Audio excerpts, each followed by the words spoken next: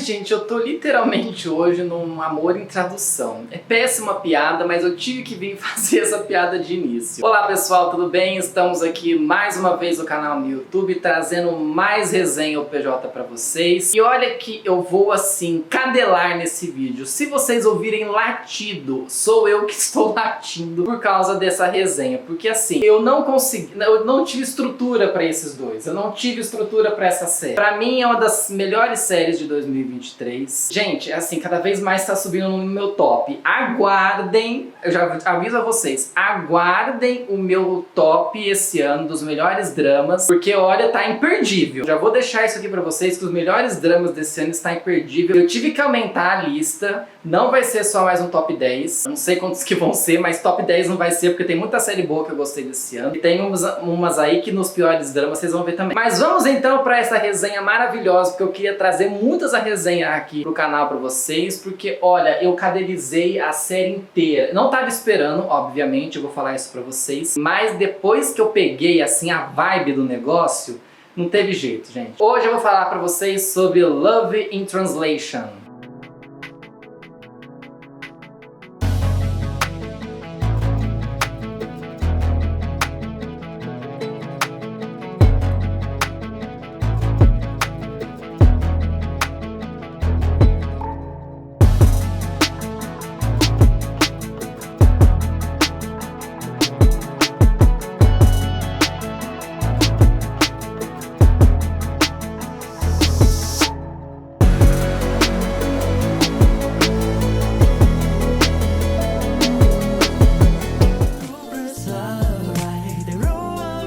Love in Translation conta a seguinte história. Nós temos o Young e nós temos o Punjab. O Young, ele é um tailandês chinês que viveu algum tempo na Tailândia, depois viveu na China e depois voltou para Tailândia. Ele volta para Tailândia com o seguinte sonho. Ele quer abrir o mercado que os pais queriam tanto abrir num local específico. Só que eu entendo que parece que os pais faleceram e ele não conseguiu cumprir isso para os pais em vida. Mas aí ele volta da China para Tailândia, vai para esse lugar em específico, acaba tendo que alugar aquele lugar ali, né? Acabar comprando aquele lugar. Só que ele não tem o dinheiro para isso, né? Então ele precisa achar um sócio. E ele tenta ir então atrás desse sócio. Só que no meio dessa história ele acaba conhecendo o Punjab. O Punjab é um jovem rapaz que não tá muito aí pra vida, só que o grande foco dele é conquistar uma influencer chinesa. A tal da Tami, ou Tami, como vocês quiserem falar. Ela é também uma chinesa tailandesa. Ela morou por muitos anos na China, só que ela veio pra Tailândia. E ela faz lives, vídeos, né, no YouTube, acho que é especificamente no YouTube, não sei, nas redes sociais como um todo, né? E ele assiste, ela adora ela e tudo mais, só que ele é muito vidrado nela, e isso acaba atrapalhando ele em outros quesitos. O irmão dele, então, acaba cobrando ele para que ele se torne uma pessoa, para que ele tenha negócios. Ou que ele vá ter o seu próprio negócio, ou que ele vá trabalhar nos negócios da família. Então a ideia do Punjab é abrir o seu próprio negócio e ele acaba pedindo a ajuda do seu amigo. Ele também conhece o Young nesse meio tempo, só que eles têm um grande conflito, né? Eles acabam se desentendendo logo de cara quando eles se encontram. Inúmeras coisas que aconteceram para os dois se odiarem assim mortalmente. Só que o destino resolveu juntar esses dois, né? Porque aí na hora que o Young tá pesquisando a questão de parceiros, quem é que ele vai conseguir para fazer essa parceria, ele encontra um cara que falou assim, eu tenho uma pessoa certa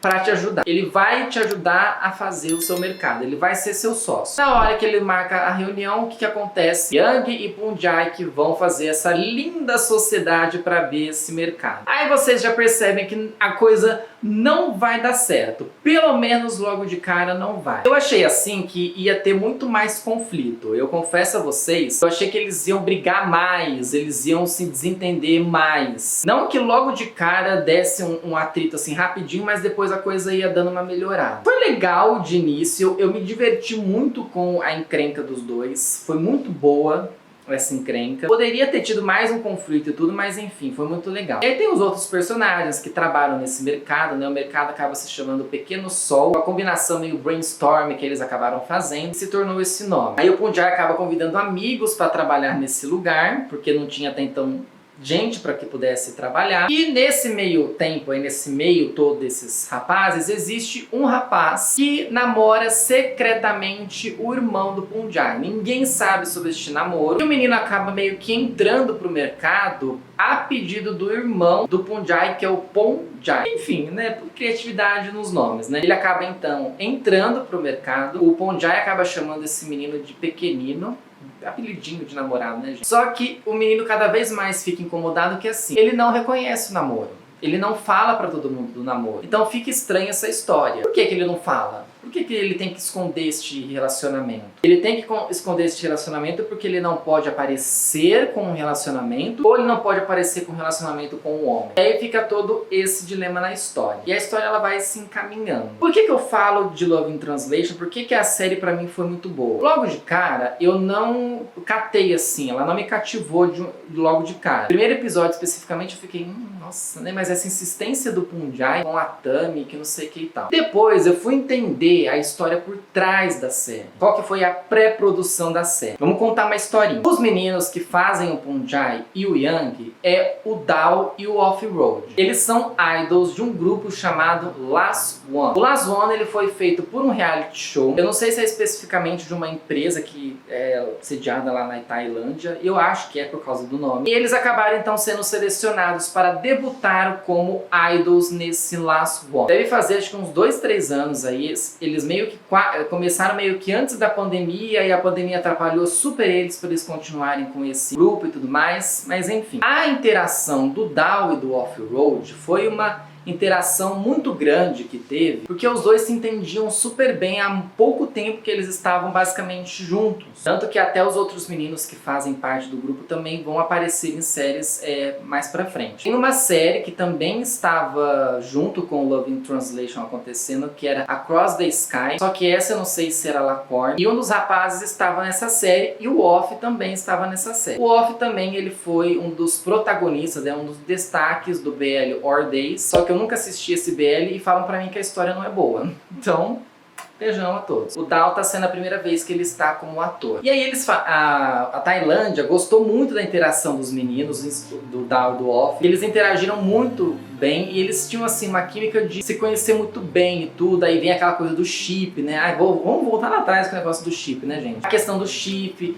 porque lindos, maravilhosos, porque isso, porque aquilo outro. A Tailândia deitou pra esses meninos porque eles tinham muita química, eles se davam muito bem juntos e eles faziam questão de mostrar que eles se davam bem juntos. Se eu não me engano, eles moram juntos. Eles estão basicamente um grudado com o outro. O Dao recentemente convidou o Off para um jantar e foi buscar o menino lá onde ele tava. Gente, assim, o que estava acontecendo nos bastidores, né, o que estava acontecendo antes, daria super certo para que eles fizessem uma série. A Tailândia insistiu tanto, né, os fãs tailandeses insistiram tanto para que acontecesse essa série que veio uma produtora e falou: vamos fazer uma série com esses dois. Foram lá e começaram então a pensar no roteiro, chamaram até os meninos para que ajudassem a pensar nesses personagens. Eles até contaram um pouquinho da vida deles sobre isso e tal. E aí se formou este roteiro de Love in Translation. E aí o grande desafio é, será que aquela química que estava de fora é uma química que realmente vai acontecer na série? Porque tudo pode acontecer, né, gente? A coisa pode ser boa ou a coisa pode ser terrível. Gente, a coisa foi maravilhosa. Eles apresentaram uma química assim deslumbrante nas tela. Eu lembro que a cena do episódio 6, né, que encerrou o episódio 6, foi uma cena que todo mundo falou, justamente porque existe essa questão dos artistas que são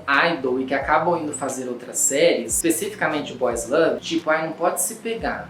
Vocês não podem se esfregar muito, não pode dar nem beijo na boca. Coreia do Sul que fica com essas frescuras, né? De que idol não pode beijar na boca porque os fãs, meu Deus do céu, beijou na boca. A Tailândia não teve esse negócio com os meninos. Os meninos se pegaram assim, gente, que olha, a pegação foi maravilhosa. Como eu vi uma página postando, as prateleiras do mercadinho não sobreviveram ao que aconteceu. Gente, foi um negócio assim extraordinário. A série pra mim foi maravilhosa. Independente do que você achou da série, pra mim assim, ela entregou super do começo ao fim, foi muito legal de ver. Algumas coisas elas poderiam ter sido melhor trabalhadas nesse roteiro, eu acho que poderiam ser inseridas outras problemáticas, mas no todo, a série foi maravilhosa, eu não tava dando nada pra série, e a partir do momento que ela foi avançando e que essa química dos dois, ela foi se exaltando mais, né, se mostrando mais, eu falei, gente, é maravilhoso assisti-los. É incrível assisti-los porque você percebe nitidamente que não existe um esforço. Uma coisa assim, ai nossa, eu tenho que gravar a cena ali com fulano de tal, eu tenho que beijar ele. Não, não existe, é natural, é tranquilo isso. Por isso que o pessoal fica falando, tipo, nossa, eles se dão super bem, né? Será que eles são alguma coisa na vida real? Gente, a gente nunca vai saber. Esse negócio com ator de BL, essas coisas, BL, Lacone, essas coisas, a gente nunca vai saber. A gente sempre vai ficar com o pé atrás, com uma coisa tipo, ai, será que vai dar?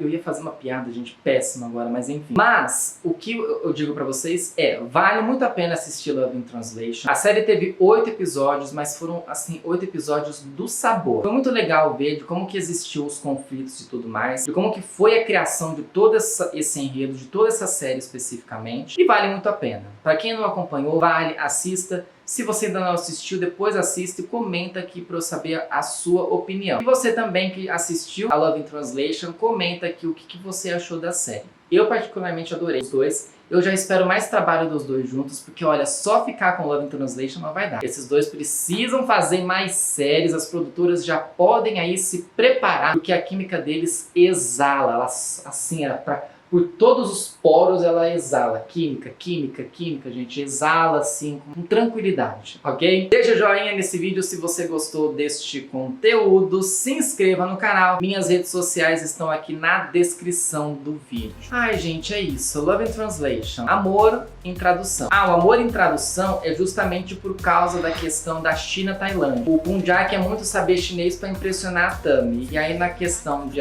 impressionar, ele acaba conquistando o coração do Ian. E aí você já viu o que vai acontecer, né? Ok, pessoal? Até a próxima semana. Tchau pra vocês.